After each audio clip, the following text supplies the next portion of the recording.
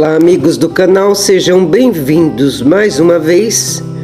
Hoje eu vou trazer uma figura lendária do nosso país, muito conhecida, Virgulino Ferreira da Silva, vulgo Lampião, o rei do cangaço. Ele nasceu em Serra Talhada no dia 4 de junho de 1898 e faleceu em Poço Redondo no dia 28 de julho de 1938. Ele foi cangaceiro, Na verdade, uns chamando de herói, outros de contraventor. Foi um brasileiro que atuou na região do sertão nordestino do Brasil. E, inclusive, esse apelido Lampião, segundo foi lhe dado, devido à facilidade de manejar o rifle, que de tanto atirar mais parecia um candeeiro aceso nas escuras noites da Caatinga. Então vamos lá contar um pouquinho desse homem. Lampião foi provavelmente o líder banditista de maior sucesso do século XX. Por parte das autoridades, este simbolizava a brutalidade, uma doença que precisa ser cortada. Para uma parte da população sertaneja, ele encarnou valores como a bravura, o heroísmo e o senso da honra. Por conta disso, suas façanhas o transformaram em um herói popular no Brasil, principalmente na região nordeste do país, lhe rendendo uma reputação equivalente ao contraventor norte-americano Jesse James e ao revolucionário mexicano Pancho Villa. Há controvérsia sobre a data de nascimento. A data mais citada seria 4 de junho de 1898, é a data que consta em sua certidão de batismo, e uma das mais citadas na literatura de cordel. E a outra data seria dia 12 de fevereiro de 1900, data dada, segundo Antônio Américo de Medeiros, pelo próprio Lampião, em entrevista ao escritor cearense Leonardo Mota, em 1926, em Juazeiro do Norte. Porém, a questão de sua data de nascimento tornou-se ainda mais relevante no contexto em que se institui datas comemorativas em seu nome, dia 18 de julho e 7 de julho, que corresponde ao dia de seu registro civil, como o dia do chachado, pelo projeto da Câmara Municipal de Serra Talhada. Virgulino nasceu na cidade de Vila Bela, atual Serra Talhada, no semiárido do estado de Pernambuco. Ele foi o terceiro filho de José Ferreira dos Santos e Maria Sucena da Purificação. Até os 21 anos de idade, ele trabalhou como artesão.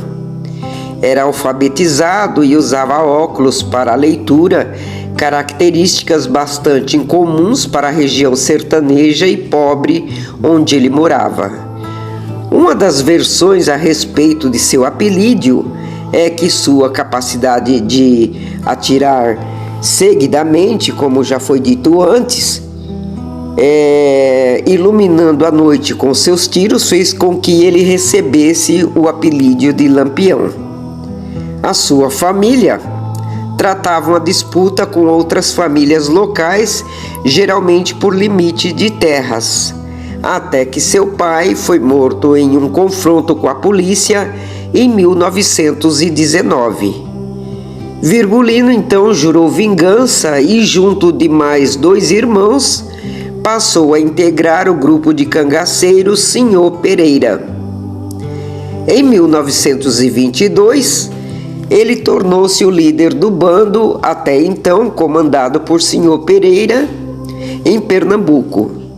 No mesmo ano, matou o informante que entregou seu pai à polícia e realizou o maior assalto da história do cangaço àquela altura, contra a baronesa de Água Branca, em Alagoas.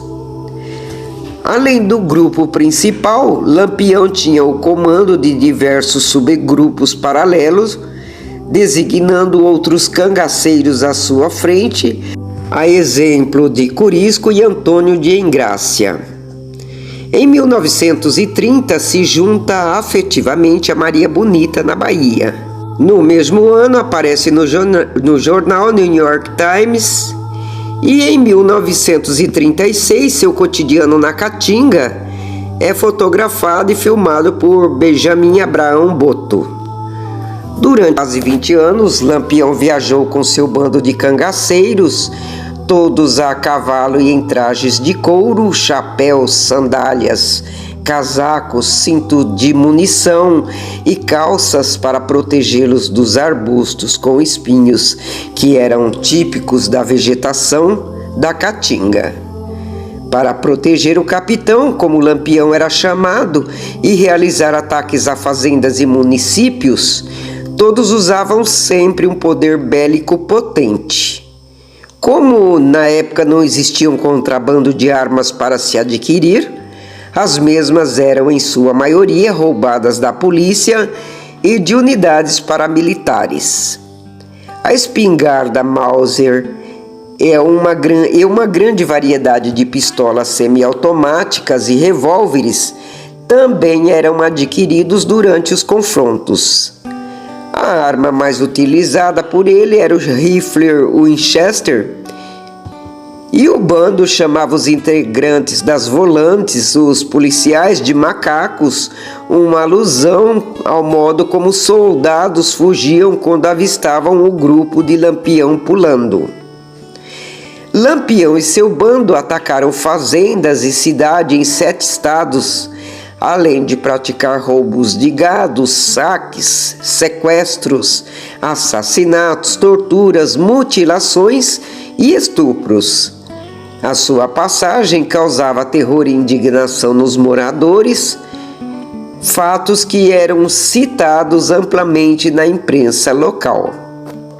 Apesar disso, Lampião e seu bando eram frequentemente protegidos por coiteiros, conhecidos como fazendeiros, pequenos sitiantes ou mesmo autoridades locais que ofereciam abrigos e alimentos aos bandos, por um curto espaço de tempo no limite de suas terras, facilitando assim o deslocamento dos cangaceiros pelo Nordeste e sua fuga das forças volantes do Estado. Na vida pessoal, sua companheira Maria Gomes de Oliveira, conhecida como Maria Déa ou Maria Bonita, conforme apelidada pela imprensa, juntou-se ao bando em 1930, sendo a primeira das mulheres a integrá-lo. Virgulino e Maria Déa tiveram uma filha, Expedita Ferreira Nunes, nascida no dia 13 de setembro de 1932. O casal teria tido ainda 2 natimortos.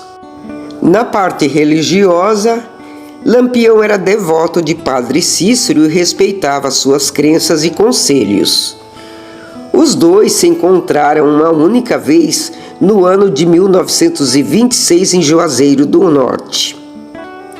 No dia 27 de julho de 1938, o bando acampou na fazenda Angicos, que era situada no sertão de Sergipe, esconderijo tido por Lampião como de maior segurança. Era noite, chovia muito e todos dormiam em suas barracas. A volante, que era a polícia, chegou tão silenciosamente que nem os cães perceberam. Por volta das 5 horas do dia 28, os cangaceiros levantaram para rezar o ofício e se preparavam para tomar café, quando um cangaceiro deu o alarme, porém já era tarde demais. Não se sabe ao certo quem os traiu. Entretanto, naquele lugar mais seguro, o bando foi pego totalmente desprevenido. Quando os policiais do tenente João Bezerra e do sargento Aniceto Rodrigues da Silva abriram fogo com metralhadoras portáteis, os cangaceiros não puderam compreender qualquer tentativa viável de defesa. O ataque durou cerca de 20 minutos e poucos conseguiram escapar ao cerco e à morte. Dos 34 cangaceiros presentes, 11 morreram ali mesmo. Lampião foi um dos primeiros a morrer. Logo em seguida, Maria Bonita foi gravemente ferida. Alguns cangaceiros, transtornados pela morte inesperada de seu líder, conseguiram escapar. Bastante eufóricos com a vitória, os policiais apreenderam os bens e mutilaram os mortos. Apreenderam todo o dinheiro, ouro e as joias. A força volante, de maneira bastante desumana para os dias de hoje, mas seguindo o costume da época, decepou a cabeça de Lampião. Maria Bonita ainda estava viva, apesar de bastante ferida, quando foi degolada. O mesmo ocorreu com Quinta-feira, Mergulhão também. Os dois também tiveram suas cabeças arrancadas em vida. Luiz Pedro Elétrico, Enedina Moeda, Alecrim, Colchete 2 e Macela. Um dos policiais, demonstrando ódio a Lampião, desfere um golpe de coronha de fuzil na sua testa, deformando-a. Este detalhe contribuiu para difundir a lenda de que Lampião não havia sido morto e escapara da emboscada. Tal foi a modificação causada na fisionomia do cangaceiro. Feito isso, salgaram os seus troféus de vitória e colocaram em latas de querosene contendo aguardente e cal. Os corpos mutilados e ensanguentados foram deixados a céu aberto, atraindo urubus. Para evitar a disseminação de doenças, dias depois, foi colocado creolina sobre os corpos. Como alguns urubus morreram intoxicados pela creolina, este fato ajudou a difundir a crença de que eles haviam sido envenenados antes do ataque. Isso com alimentos entregues pelo coiteiro traidor. Percorrendo os estados nordestinos, o coronel João Bezerra exibia as cabeças já em adiantado estado de decomposição, por onde ele passava, atraindo uma multidão de pessoas. Primeiros troféus estiveram em Piranhas, onde foram arrumados cuidadosamente na escadaria da prefeitura, junto com armas e apetrechos dos cangaceiros e fotografados. Depois foram levados a Maceió e ao sudeste do Brasil. No IML de Aracaju, as cabeças foram observadas pelo médico Dr. Carlos Menezes. Depois de medidas pesadas e examinadas, os criminalistas mudaram a teoria de que um homem bom não viraria um cangaceiro e que este deveria ter características sui generis.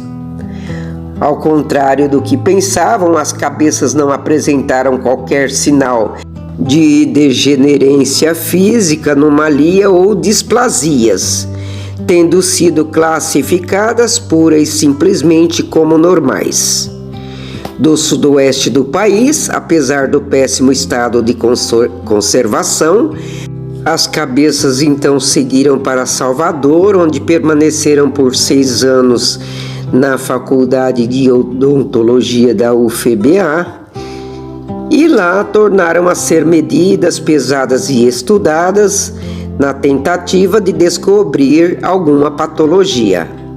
Posteriormente, os restos mortais ficaram expostos no Museu Antropológico Estácio de Lima, localizado no prédio do Instituto Médico Legal Nina Rodrigues, em Salvador, por mais de 3 décadas. Durante muito tempo, as famílias de Lampião, Curisco e Maria Bonita lutaram para dar um enterro digno a seus parentes. O economista Silvio Bulhões, filho de Corisco e Dadá, em especial, empreendeu muitos esforços para dar o sepultamento aos restos mortais dos cangaceiros e parar de uma vez por todas a macabra exibição pública. Segundo o depoimento do economista, 10 dias após o enterro de seu pai, A sepultura foi violada, o corpo foi exumado e sua cabeça e braço esquerdo foram cortados e colocados em exposição no Museu Nina Rodrigues. O enterro dos restos mortais dos cangaceiros só ocorreu depois do projeto de lei de número 2867, no dia 24 de maio de 1965. Tal projeto teve origem nos meios universitários de Brasília, em particular nas conferências do poeta Euclides Formiga, e as pressões do povo brasileiro e do clero reforçaram. As cabeças de Lampião e Maria Bonita foram sepultadas no dia 6 de fevereiro de 1969. Os demais integrantes do bando tiveram seu enterro uma semana depois. Esse aí é um breve resumo que eu fiz para você do cangaceiro Lampião, né?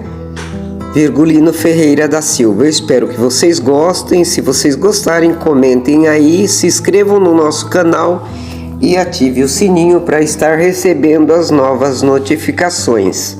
Um grande abraço a todos e até breve. Diga Costa Rego que tô acostumado a saltar riacho, rio, que dirá rego.